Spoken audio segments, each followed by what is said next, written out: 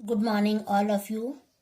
तो बच्चों, आज जो मैं विषय लेके आई हूँ वह है पाठ्यक्रम, जिसका मैंने पहले भी आपको पढ़ा दिया है। और पहले मैंने आपको इसके अर्थ बताए हैं और इसके दो अर्थ भी बताए हैं, सीमित एवं विस्तृत अर्थ, और इसकी आवश्यकता भी, पाठ्यक्रम की आवश्यकता भी बताई है। और इस आवश्यकता, महत्व और समीक्षा जो कि हमने पढ़ लिया है। और आज जो हम पढ़ेंगे वह पढ़ेंगे हिंदी पाठ्यक्रम निर्माण एवं समीक्षा और विभिन्न शिक्षा आयोगों द्वारा हिंदी पाठ्यक्रम सुधार के सुझाव। तो शुरू करते हैं।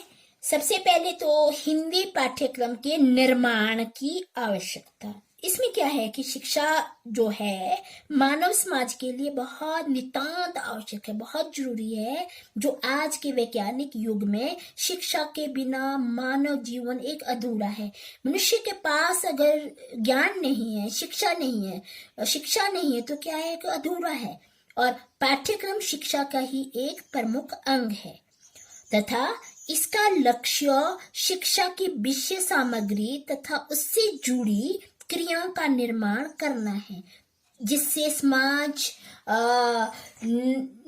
नवीन आवश्यकताओं, आकांक्षाओं तथा मांगों के अनुसार विकसित हो सकता है। पाठ्यक्रम न केवल समाज में परिवर्तन करता है बल्कि परिवर्तनशील समाज को भी प्रासंगिक और उपयोगी यह बनाता है। तो इसका हम समझते हैं। इस पहला पॉइंट है कि जहां तक हिंदी भाषा के पाठ्यक्रम के उद्देश्य का प्रश्न है, वहां पे क्या होता है कि यह बच्चों को विचारों के आदान प्रदान करने की कला में निपुण करता है और सब बच्चों के लिए शैक्षणिक अवसर भी प्रस्तुत करता है। दूसरा इसका उद्देश्य होता है कि भाषा से संबंधित कौशलों के क्रम को भी विकसित करता है।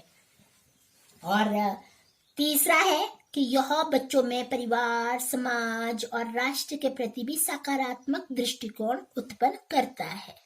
और जो नेक्स्ट पॉइंट है कि जो हिंदी भाषा पाठ्यक्रम हिंदी भाषा के प्रति बच्चों की रुचि भी विकसित करता है। यानी जितनी भी हिंदी साहित्य की विभिन्न विधाएं हैं, वो विधाएं कौन कौन सी है?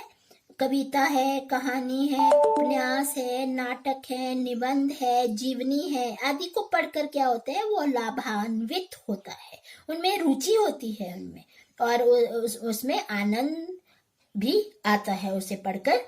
तो हिंदी भाषा पाठ्यक्रम का अन्य उद्देश्य भी है कि बच्चों में चिंतन, मनन और तर्क शक्ति को भी विकसित करना होता है। और इसके जो हिंदी भाषा पाठ्यक्रम बच्चों में मानसिक शक्ति, नई नई सोच, कल्पना शक्ति को भी विकसित करता है और उन्हें एक आदर्श नागरिक भी बनाता है।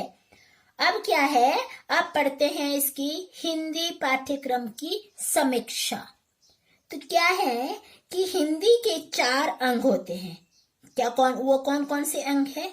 उद्देश्य, सामग्री, विधि और विद्यार्थी आदि। इनकी जांच के लिए मूल्यांकन प्रक्रिया। तो इस समीक्षा में यह जांचा जाता है कि कोई पाठ्यक्रम किस तरह से नियोजित, विकसित एवं लागू किया गया है।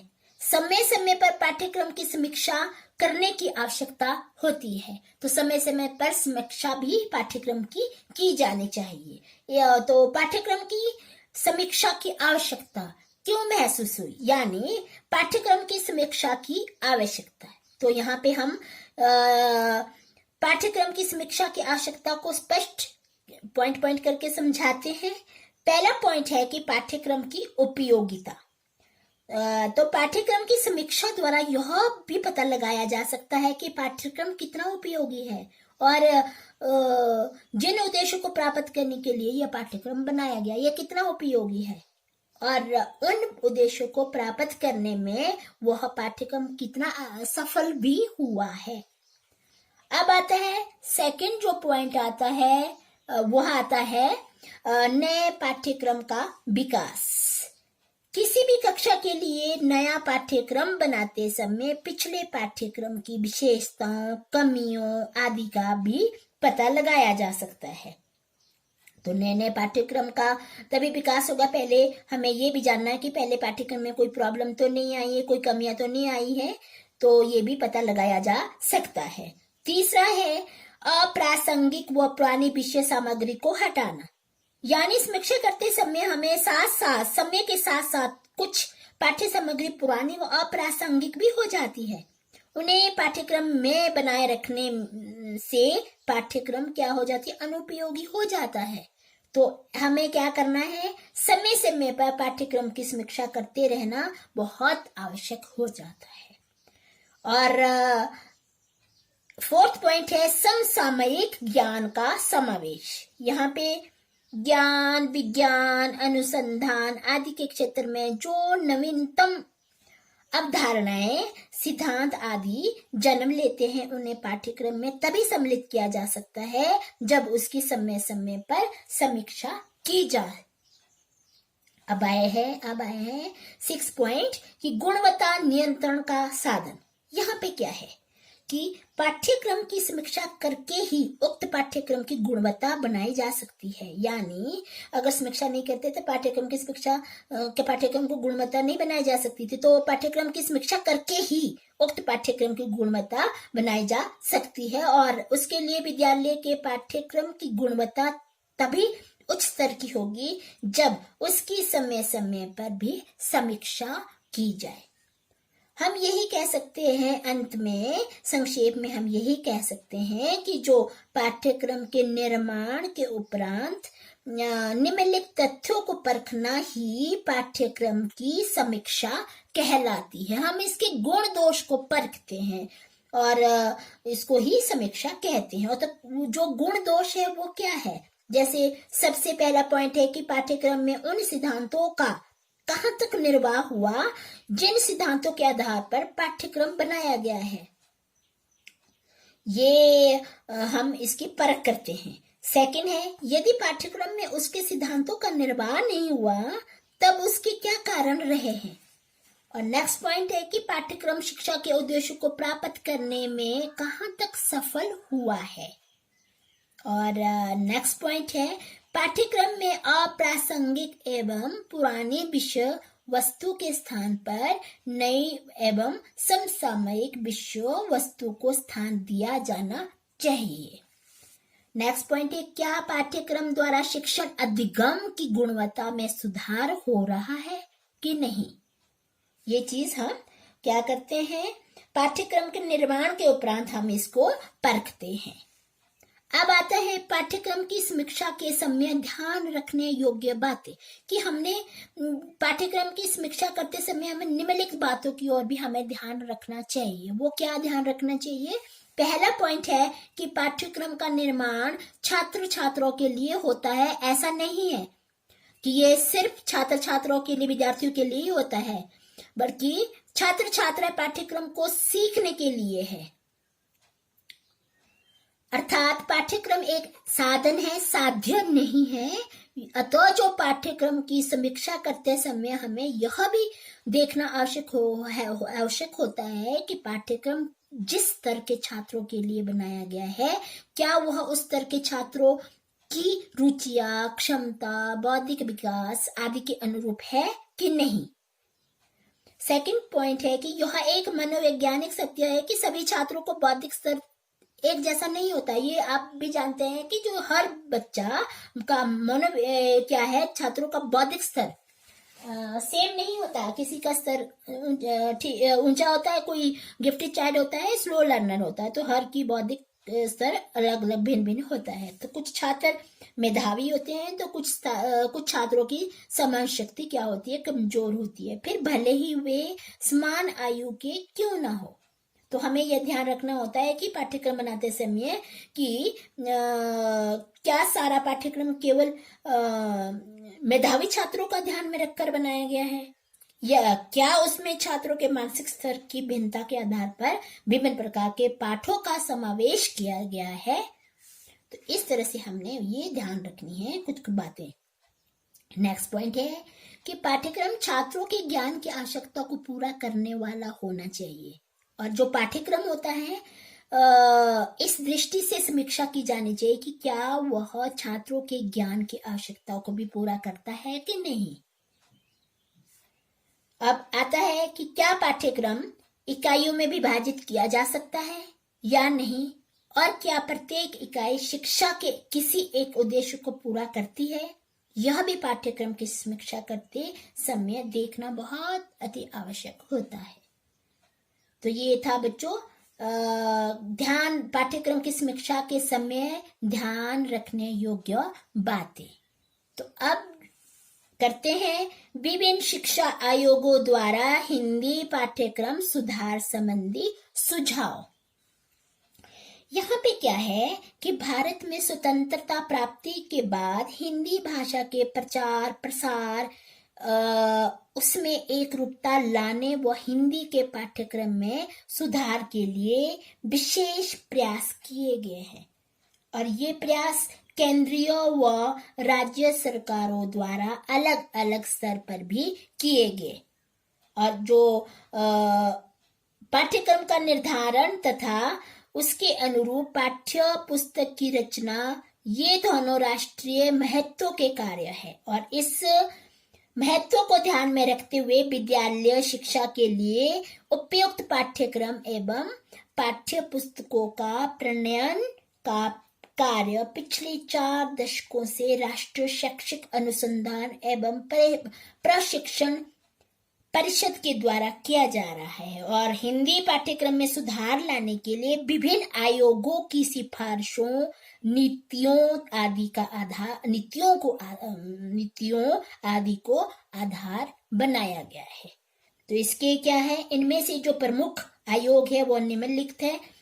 सबसे पहले मुदालियर आयोग और दूसरा कोठारी आयोग, तीसरा है यशपाल समिति, चौथा है राष्ट्रीय शिक्षा नीति और पांचवा है आचार्य राममूर्ति समिति। तो पहला हम इसको एक एक करके समझते हैं। पहला जो है आपका पॉइंट मुदालियर आयोग जो कि 1952 में मुदालियर आयोग का गठन 1952 में किया गया और जो इसके अध्यक्ष थे डॉक्टर एल मुदालियर थे और इस आयोग ने हिंदी भाषा को राष्ट्रभाषा और राजभाषा के रूप में लागू करने के लिए यहाँ पे विशेष बल दिया तथा जो सरकारी कामकाज में हिंदी के प्रयोग को अनिवार्य बताते हुए पूरे देश में हिंदी विषय के पाठ्यक्रम को लागू करने की इन्होंने सिफारिश की और इस आयोग ने अन्य विषयों के पाठ्यक्रम हिंदी में प्रस्तुत करने की भी इन्होंने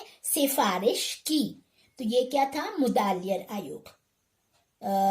सेकंड है कोठारी आयोग जो 1964 में भारत सरकार ने डॉक्टर दौलत सिंह कोठारी की अध्यक्षता में कोठारी आयोग का गठन किया गया है और इस आयोग ने अत्यधिक गहन समीक्षा करने के उपरांत त्रिभाषा सूत्र प्रस्तुत किया और जो ये 3 भाषा सूत्र प्रस्तुत किया गया है, ये जो सूत्र के अनुसार अहिंदी भाषी राज्यों में विद्यार्थियों के लिए हिंदी भाषा तथा हिंदी भाषी राज्यों में एक आधुनिक भारतीय भाषा यानी हिंदी को छोड़कर का अनिवार्य लागू करने की इन्होंने सिफारिश की। यानी जहाँ पे अहिंदी भाषी राज्यों में जहाँ पे हिंदी नहीं बोली जाती है वहां पे हिंदी और जहाँ पे हिंदी बोली जाती है वहां पे आधुनिक भारतीय भाषा तो इन्होंने इनका अनिवार्य करने की उन्होंने सिफारिश की।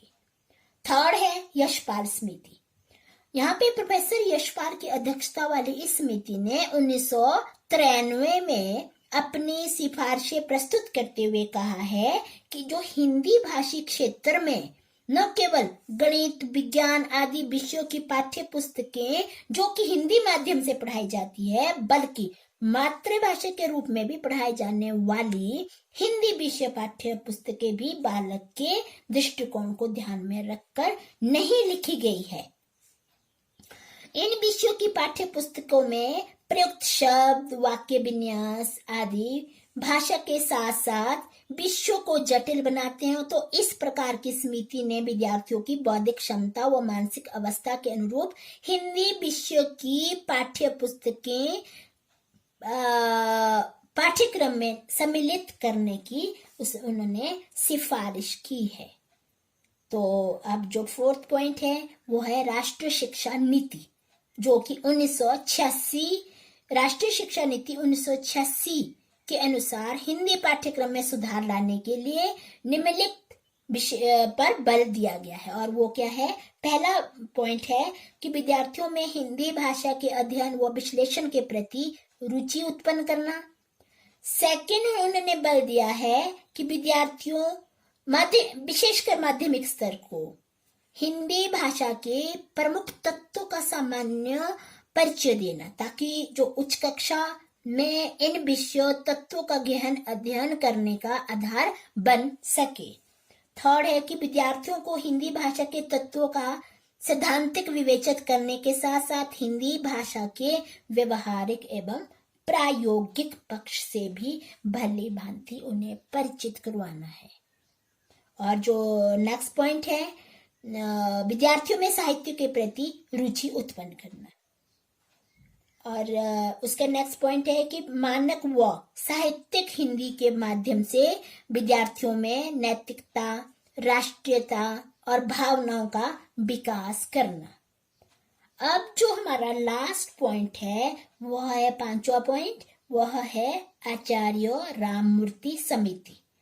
इस समिति ने अपनी यानी 1990 में इसका गठन किया गया और इस समिति ने अपने रिपोर्ट के पृष्ठ 221 पर हिंदी विषय से संबंधित सिफारिशें प्रस्तुत करते हुए लिखा है कि विद्यालय में जो हिंदी के विकास, प्रचार, प्रसार के लिए हर संभव प्रयास किए जाने चाहिए और जो संपर्क भाषा के रूप में हिंदी का विकास करने के लिए अनुच्छेद 351 के अनुरूप ठोस कदम उठाए जाने चाहिए। और जो अहिंदी भाषी राज्यों में उन महाविद्यालयों व शिक्षण संस्थाओं को प्रोत्साहित किया जाना चाहिए जहां हिंदी को पाठ्यक्रम की माध्यम भाषा के रूप में स्वीकार किया गया हो। तो बच्चों, आज जो हमारा ये चैप्टर है ये खत्म हो गया है। तो थैंक यू।